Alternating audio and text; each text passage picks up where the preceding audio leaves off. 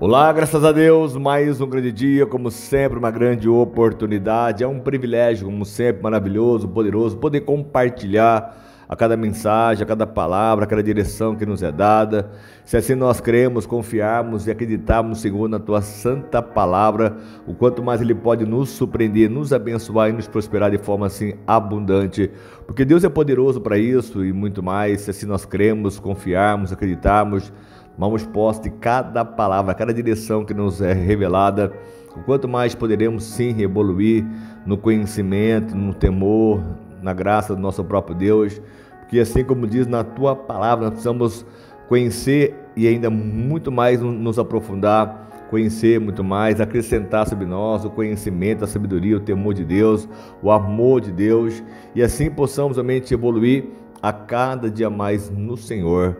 Então que nós possamos ter essa certeza que quanto mais nós plantarmos, mais vamos colher abundantemente. Como falamos no livro de 2 Reis, no capítulo 7, uma situação de um capitão, uma situação no cerco em Samaria, não havia alimento, comida. Olha a situação como foi bastante degradante para aquele povo, até uma situação que isso nos choca muito, uma mãe dá o seu próprio filho para alimento dela e de uma outra pessoa, a qual ela foi enganada, que depois no outro dia essa mãe que comeu o filho da outra fugiu, enfim, o rei rasgou as suas vestes. Aí Eliseu veio realmente na história, falou para não se preocupar que ia haver farinha, ia haver cevada, trigo para eles, tudo, e assim se cumpriu conforme aquela palavra. Aquele que duvidou, ele viu, mas não pôde realmente comer. Ele vê realmente as maravilhas, mas não consegue realmente tomar posse dela. Como o próprio Moisés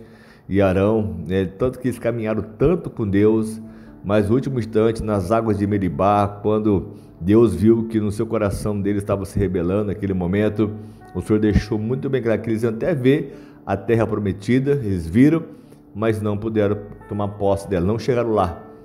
Mas a promessa se cumpriu na vida de Moisés, de Arão, enfim. E aqui, olha só como isso aqui é maravilhoso, né? 2 Reis, no capítulo 8. Eliseu tinha prevenido a mãe do menino que lhe havia ressuscitado, a sunamita.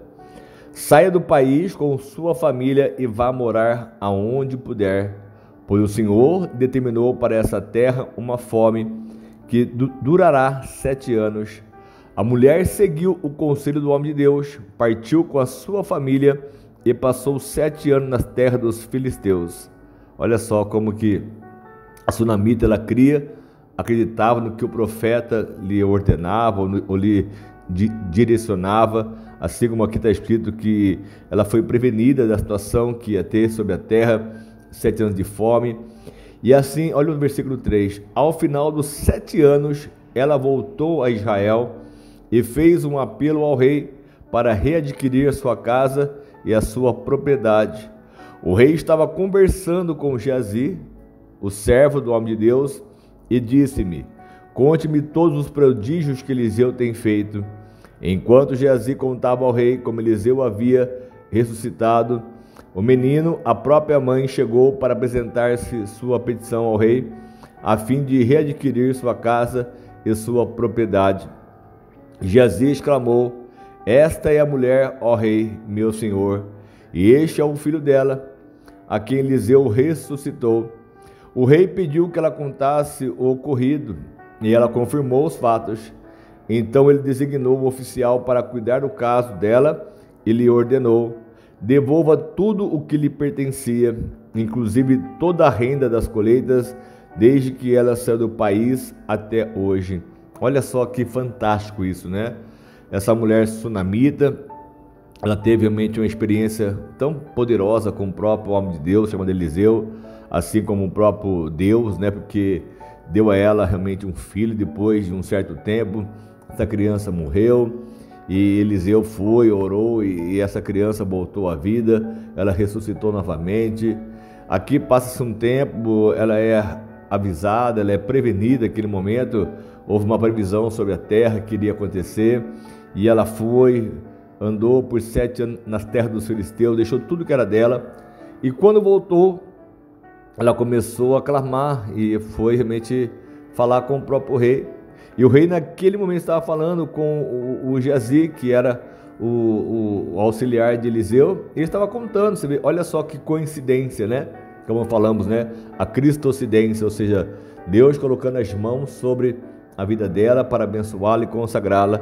E assim, então, tudo que era dela foi lhe devolvido, e ainda tudo que ela não plantou, mas ela teve a renda das colheitas, desde o dia que ela saiu, que ela tirou o pé da sua casa, só fazendo daquilo que era dela, até o dia a qual ela voltou, como diz aqui a Bíblia, até o dia de hoje. Então isso é algo assim fantástico, maravilhoso. E aí então no versículo 7, certa ocasião, Eliseu foi a Damasco, e Ben-Hadad, o rei da Síria, estava doente. E quando disseram ao rei, o homem de Deus está na cidade, ele ordenou a Hazael, vá encontrar-se com o homem de Deus e leve-lhe um presente. Consulte o Senhor por meio dele e pergunte-lhe se vou me recuperar dessa doença. Hazael foi encontrar-se com Eliseu, levando consigo tudo que havia de melhor em Damasco, um presente carregado por 40 camelos. Olha só o tamanho do presente que foi levado ao profeta Eliseu. Um presente carregado por 40 camelos. Imagina então a dimensão desse presente. E ao chegar diante dele, Hazael disse, teu filho Ben-Hadad, rei da Síria, enviou-me para perguntar se ele vai recuperar-se da sua doença. E Eliseu respondeu, vai e diga-lhe, com certeza te recuperarás. No entanto, o Senhor me revelou que de fato ele vai morrer. E Eliseu ficou olhando fixamente para Hazael, até deixá-lo constrangido. Então o homem de Deus começou a chorar e perguntou a Hazael, por que o meu senhor está chorando? Ele respondeu, porque eu sei das coisas terríveis que você fará aos israelitas. Você vai incendiar suas fortalezas, matará seus jovens à espada, esmagará as crianças e rasgará o ventre das suas mulheres grávidas. Hazael diz, como poderia teu servo que não passa de um cão realizar algo assim? Respondeu Eliseu, o Senhor me mostrou que você vai se tornar o rei da Síria. Então Hazael saiu dali e voltou para seu senhor. E quando Ben-Hadad perguntou, o que Eliseu disse a você? E Hazael respondeu, ele me falou que certamente vai te recuperar. Mas no dia seguinte ele apanhou um cobertor, encharcou com ele e sufocou o rei até matá-lo. E assim Hazael foi o seu sucessor. O profeta tinha declarado, ele até olhando para o próprio Hazael, ele chorou, ali diz a Bíblia que ele chorou, e até ele perguntou o porquê daquele choro e disse que você vai fazer muito mal ao povo de Israel. Olha só que situação, ele mesmo foi lá, o rei realmente recuperou da doença, mas esse Hazael, ele foi e sufocou o rei até matá-lo. E aí então no versículo 16, no 5º ano de Jorão, filho de Acabe, rei de Israel, sendo ainda Josafá, rei de Judá, Jeroão, seu filho, começou a reinar em Judá. Ele tinha 32 anos de idade quando começou a reinar e reinou 8 anos em Jerusalém. Andou nos caminhos dos reis de Israel, como a família de Acabe havia feito, pois se casou com a filha de Acabe e fez o que o Senhor reprova.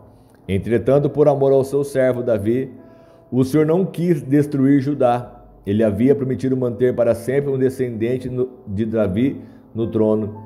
E nos dias de Jeroão, os edomitas rebelaram-se contra o domínio de Judá, proclamando seu próprio rei. Por isso, Jeorão foi a Zair com todos os seus carros de guerra. E lá os edomitas cercaram Jeroão, o chefe dos seus carros de guerra, mas ele os atacou de noite e rompeu o cerco inimigo, e seu exército conseguiu fugir para casa. E até hoje Edom continua independente de Judá. Nessa mesma época, a cidade de Líbna também tornou-se independente. Como hoje a gente vê essas guerras, essas lutas, essas batalhas, a Ucrânia tornou-se independente, hoje a Rússia quer de novamente tomar posse daquela terra. Assim, Israel sempre aconteceu várias guerras dessa forma, dessa maneira. As pessoas querem a sua independência, hoje filhos querem a sua independência dos pais, e aí vai, coisas assim acontecem, guerras a todo momento. E os demais acontecimentos do reinado de Jeroboão e as suas realizações estão escritos nos livros e registros históricos dos reis de Judá. Jeorão descansou com seus antepassados e foi sepultado com ele na cidade de Davi. E seu filho Acasias foi o seu sucessor. No 25, no 12º ano do reinado de Jorão, filho de Acabe, rei de Israel, Acasias, filho de Jeorão, rei de Judá, começou a reinar. Ele tinha 22 anos de idade quando começou a reinar e reinou 1 ano em Jerusalém. Olha que pouquinho. O nome da sua mãe era Atalia, neta de Omri, rei de Israel. Ele andou nos caminhos da família de Acabe e fez o que o Senhor reprova, como a família de Acabe havia feito, pois casou-se com a mulher da família de Acabe. E Acasias aliou-se a Jorão, filho de Acabe, e saiu à guerra contra Hazael, o rei da Síria, em Ramote de Gileade. Jorão foi ferido e voltou a Jezreel para recuperar seus ferimentos sofridos em Ramote, na batalha contra Hazael, o rei da Síria. E Acasias, rei de Judá, foi a Jezreel visitar Jorão, que se recuperava dos seus ferimentos. Olha só quantos fatos dos reinados, onde todos eles, infelizmente, aqui da parte de Israel, que Deus libertou do Egito, fez um povo para si mesmo. Os reis que foram levantados, nenhum deles realmente fez o que era certo, o que era reto, o que era justo, como Davi. Enfim, né? Situações como essas aconteceram, cada um fez o seu pecado, um pior do que o outro, e Deus julga a todos, né? Porque também o povo, ele acaba se contaminando, acaba sendo guiado por esses reis e leva eles a uma destruição. Como hoje, no dia de hoje, quando as pessoas estão sendo levadas a uma destruição por seguir realmente caminhos a qual Deus não está, e nós precisamos sim então nos levantar com força, com poder, entender qual é realmente o caminho verdadeiro para a nossa própria vida, jamais sermos enganados ou iludidos, mas fazer tudo conforme Deus determinou pela tua santa palavra, pelas sagradas escrituras. Se assim nós ouvirmos e obedecemos, quanto mais poderemos prevalecer e vencer muito mais no Senhor. Amém? Deus abençoe muito a sua vida, a sua casa, a sua família. Que Deus venha sempre te surpreender, te abençoar abundantemente. E que essa paz ela reine em sua alma e em seu coração. Amém? Vamos orar. Senhor amado Pai, mais de uma vez eu quero te agradecer por este momento, essa grande oportunidade, esse privilégio de estar na sua presença, meu Deus, e poder clamar e orar, e intensificar nossas orações ao Senhor. Saber que cada palavra o Senhor vai realmente realizar, meu Deus, como o Senhor fez no passado. O Senhor faz isso no nosso presente e assim fará no nosso futuro, porque aquele que no Senhor perseverar, aquele que vem te colocar força nisso, o Senhor vai trazer a vitória de forma muito especial. Então peço mais uma vez a tua bênção, o teu poder para nos abençoar e nos consagrar de forma abundante, Pai. Então pedimos essa tua bênção e eu dou a minha bênção com a certeza, meu Pai, da sua operação sobre cada lar, casa, família, que haja paz, alegria, felicidade, poder, honra e glória e que sejamos altamente agraciados, recompensados por essa fé sempre, sempre, em nome de Jesus. Amém? Deus abençoe a sua vida, sua casa, sua família e que essa paz possa reinar, governar, transformar, prosperar abundantemente a sua casa, sua família, sempre, sempre, em nome de Jesus. Amém? Deus abençoe. Deus dê muito mais vitórias, respostas e o que precisar pode contar conosco sempre. Nossas mensagens, orações, em nome de Jesus.